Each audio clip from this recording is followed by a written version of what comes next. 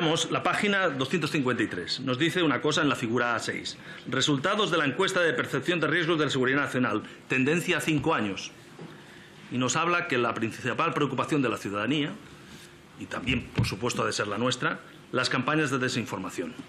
Acabamos de escuchar, con todo el respeto a sus votantes, acabamos de escuchar de una intervención de desinformación, de bulos, y que yo creo que alteran lo que es la vida democrática de este país. Precise el bulo. Creemos que es así. Creemos que sí. Respete el turno de palabra, que usted se ha alargado y mucho, y mucho.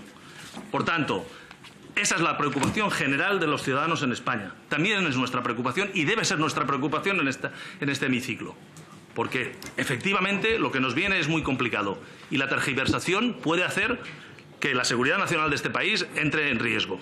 Dicho eso, quería saludar las palabras del secretario de Estado, porque creo que han estado acorde con nuestras preguntas. Efectivamente, le ha faltado alguna respuesta, lo entiendo perfectamente, ya nos la hará devolverá por escrito, pero sí que quiero resaltar un elemento fundamental que creo que es el espíritu de este Gobierno de España, que es el de la concordia y, sobre todo, es el de la paz. Efectivamente, no vamos al mismo ritmo en el Gobierno, no vamos al mismo ritmo. Pero hemos de saludar lo que se está haciendo desde el Gobierno de España en referencia como líder de la Unión Europea, como líder a nivel mundial de los derechos por la paz. Y insisto, nuestro camino iría un poquito más allá, pero yo creo que hay que felicitarlo.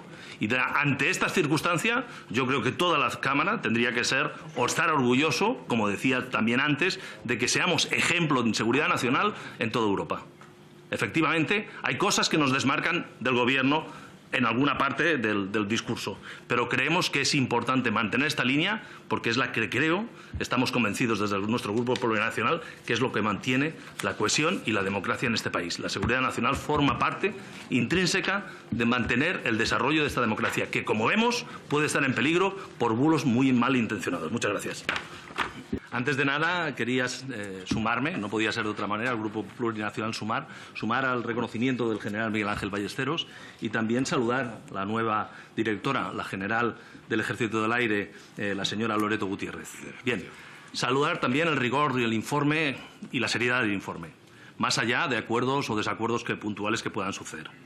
Para nosotros es imprescindible actualizar constantemente la estrategia de seguridad nacional a la luz de los últimos acontecimientos geopolíticos, el desarrollo de la guerra de Ucrania, el genocidio en Gaza y las perspectivas de una victoria del señor Trump en las elecciones presidenciales en el mes de noviembre y su impacto global.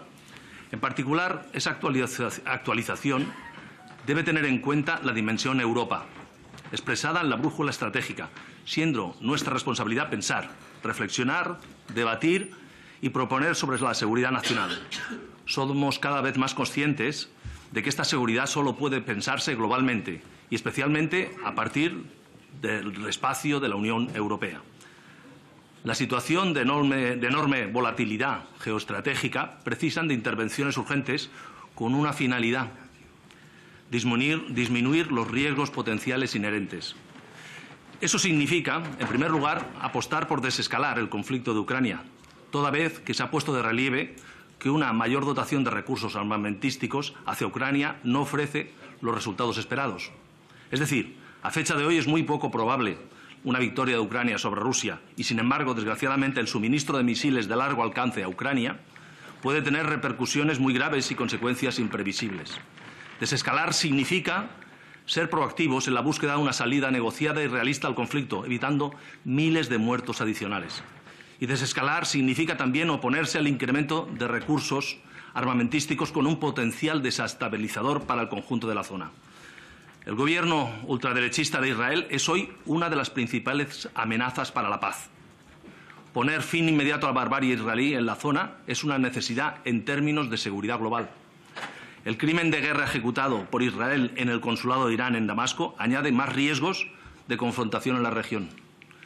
Cese el fuego inmediato, reconocimiento del Estado palestino por parte de España e impulsar un proceso de reconocimiento en Europa. Conferencia de paz para la zona, fin de cualquier comercio de armas con Israel.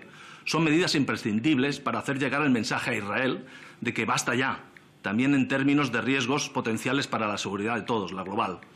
El informe aparece especialmente desencaminado en relación a Oriente Próximo, viendo lo ocurrido.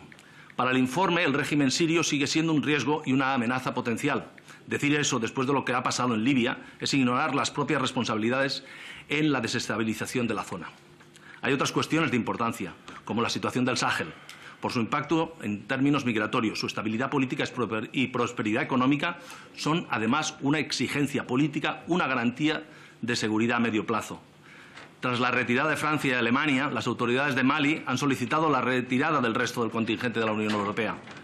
¿Tiene el Gobierno previsto seguir operando bajo el mandato de las Naciones Unidas en su operación de mantenimiento de la paz en Mali?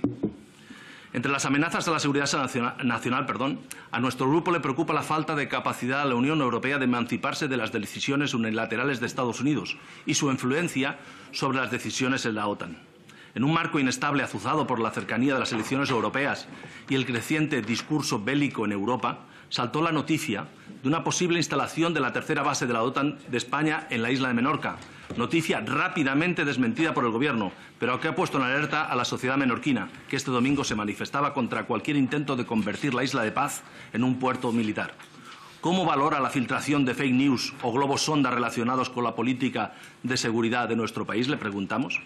Según un informe presentado por la Europol la pasada semana, hay en Europa 821 grandes grupos criminales, de las cuales la mitad tienen alguna vinculación con el tráfico de estupefacientes y el 36% se dedica de manera exclusiva al tráfico de drogas. El tráfico de cocaína continúa representando uno de los desafíos fundamentales para las autoridades en España. Valencia es el tercer puerto de entrada de Europa detrás de los de Amberes y Rotterdam. ¿Qué importancia se le puede atribuir a la existencia de narcoestados en términos de seguridad global? Le preguntamos. Viendo el incremento de inseguridad ciudadana vinculado al narcotráfico en países como Bélgica, ¿cuál considera usted que es el riesgo de que las bandas narcocriminales desestabilicen nuestros sistemas democráticos? Por otro lado, en España es el primer productor de cannabis en la Unión Europea. Destacan los cultivos de marihuana en la modalidad indoor, que suelen combinar con el tráfico de otros estupefacientes, como el hachís, y cuyo destino final siempre es Europa. El cultivo y el tráfico de marihuana constituye a menudo un medio de financiación a otras actividades del crimen organizado. Hace unos días registramos una serie de preguntas en las que decíamos que en algunos estados de los Estados Unidos se ha estudiado el efecto en términos de seguridad del consumo recreativo de marihuana y hachís. Esto ha sido también contemplado en el reciente informe previo a la legalización de la marihuana en Alemania.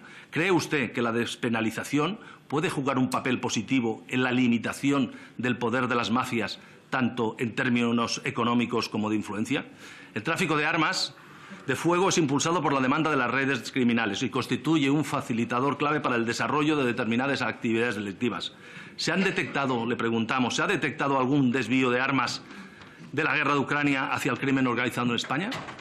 ¿Se tiene previsto para cuando finalice la guerra en Ucrania un plan de contingencia para evitar que antiguos mercenarios o militares puedan engrosar bandas criminales como ya ocurrió después de la guerra de los Balcanes? Los ciberdelitos son un problema creciente, todos estamos de acuerdo. Una de las amenazas más destacadas está relacionada con la inteligencia artificial. Una investigación de la revista israelí Más 972 ha revelado la utilización por el ejército israelí de Lavender, un software basado en la inteligencia artificial. ¿Cómo considera el Gobierno el uso de la inteligencia artificial en términos de seguridad nacional? ¿Se plantea el Gobierno realizar algún estudio sobre este tema que pueda ser compartido por esta Cámara? El blanqueo de capitales constituye una actividad transversal, presente en todas las actividades del crimen organizado. Los medios más destacados para blanquear el dinero continúan siendo la compra y la venta de inmuebles. Dado que el mercado inmobiliario tiene una alta responsabilidad en la creación de delitos de cuello blanco, ¿se contempla el blanqueo de capitales vinculado al ladrillo como un tema de interés para la seguridad nacional? En ese mismo contexto de blanqueo de dinero, de capital, ustedes deben conocer que en mi tierra, Tarragona, según los Mossos de Escuadra y la Guardia Civil, destaca negativamente por la intención de las tramas mafiosas en infiltrarse en todos los estamentos del poder de la sociedad. ¿Cree el Gobierno que existe algún riesgo de que las actividades económicas y comerciales alrededor del futuro casino más grande de Europa, el Hard Rock, puedan suponer algún riesgo para la seguridad nacional? Las autoridades monetarias identifican diferentes riesgos para la seguridad. Los continuos abusos de la banca a los consumidores perpetrados durante años en diferentes formas, como el IRPH, las hipotecas crecientes, las hipotecas REDA, las cláusulas abusivas o la usura de tarjetas revolving, y que el Tribunal de Justicia de la Unión Europea alerta una y otra vez, con la sordera aparente del Tribunal Supremo, que hace lo imposible para no acatar la disposición jurídica y la jerarquía jurídica. Esos abusos, bajo diferentes fórmulas de las entidades bancarias, son un riesgo para la seguridad nacional o solo para la seguridad de los nacionales. Recientemente hemos conocido que un consorcio húngaro, en este caso con el apoyo del Gobierno, lógicamente, de Budapest, opta a comprar la empresa española Talgo. Uno de los activos de Talgo es la patente para la construcción de trenes con cambio de eje. Trenes capaces de circular por anchas vías diferentes. Talgo, en manos húngaras, convertiría al Gobierno de Víctor Orbán, miembro de la Unión Europea, por cierto, y a la vez aliado del régimen ruso, en un operador importante en todos aquellos países del este que necesitan conectar el ancho ferroviario ruso con la red europea. ¿Piensa el Gobierno blindar a Talgo y evitar que caiga en manos de empresas extranjeras? Finalmente, las redes sociales, eso no va por ustedes, las redes sociales conforman uno de los factores que más favorecen la propagación de los discursos de odio, hasta convertirlos en una de las principales amenazas de la sociedad y de la paz social. ¿Piensan sus señorías de la derecha y de la extrema derecha cesar en la elaboración y difusión de mensajes falsos que fomentan el odio, el machismo, el racismo, la transfobia y el negacionismo climático en las redes sociales, señores? Muchas gracias.